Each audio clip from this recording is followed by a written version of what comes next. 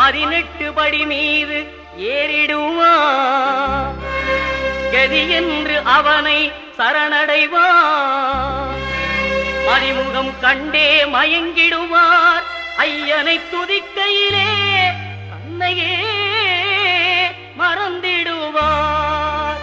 பள்ளிக்கட்டு சபரிமலைக்கு கல்லும் முள்ளும் காலுக்கு மெத்தை சுவாமியே ஐயப்போ சுவாமி சரணம் ஐயப்ப சரணம். பள்ளிக்கட்டு சபரிமலைக்கு கல்லும் முள்ளும் காலுக்கு மெத்தை சுவாமியே ஐயப்போ ஐயப்போ